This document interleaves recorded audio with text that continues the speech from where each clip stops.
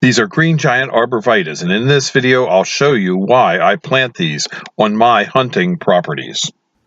Good morning, this is Bill at Highland Hill Farm, and today I want to talk to you about my opinions on what you should be considering when you're buying a property to go hunting. I've owned a lot of properties in my time, and I'll probably be buying quite a few more. But one type of property that I have never bought is a hunting property. I never bought a property for recreational use. Never, ever, ever. I own a lot of recreational use properties, but I never bought one for recreational use. Now, that may sound sort of weird to you, but think of it this way. If you buy a property and its sole use is for recreation, like you want to go hunting there and that's all you do on the property, and you keep everybody else out and you have a great time and you grow food plots and you're done with the property, and I would never do that. I would only buy a property that is a business property that has a side use as a hunting property. And the reason for that is very simple. You get a lot better tax treatment on it. You get all kinds of benefits. You can get soil conservation work done for you for free by the government. There's all kinds of programs that you'll be entitled to apply for land improvement. You might be able to set aside areas for like stream bank improvements.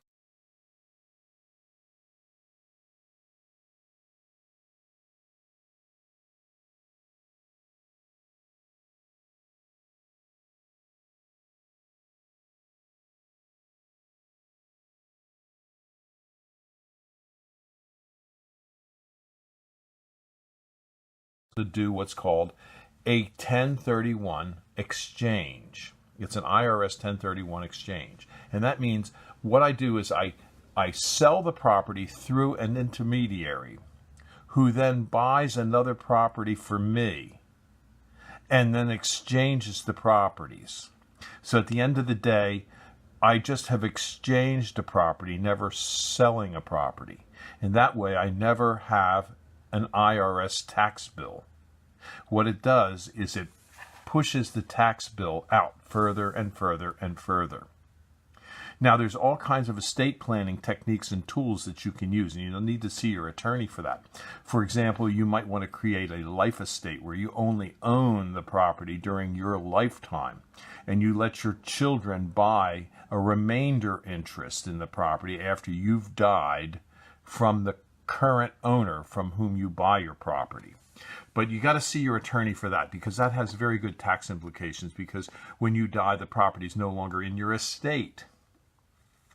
There's other things you can do with a rental property. For example, I've bought properties where I've allowed people to have a retained lease on the property to farm it. And because of that, I got the property at a discount. And because they have a retained lease, I'm not paying principal dollars that are after tax dollars to buy the property, which means I pay less income tax. So what you want to do is always make sure you never ever buy a recreational property. Always buy a property that can be a business property and have the auxiliary use of recreational opportunities for you.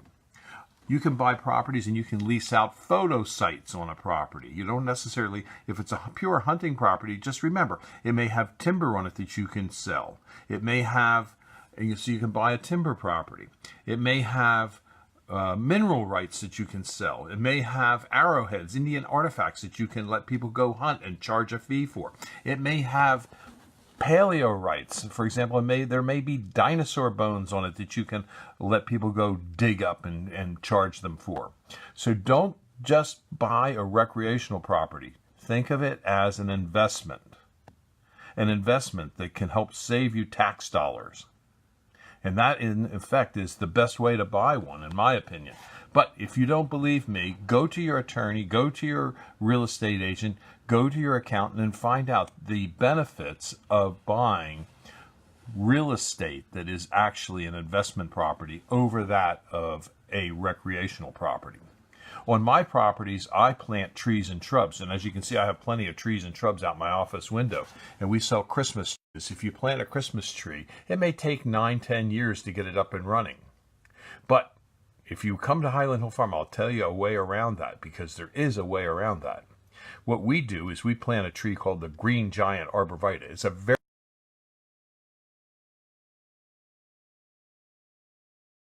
is easy to grow, and we start selling it within 1 to 2 years of planting it in the ground.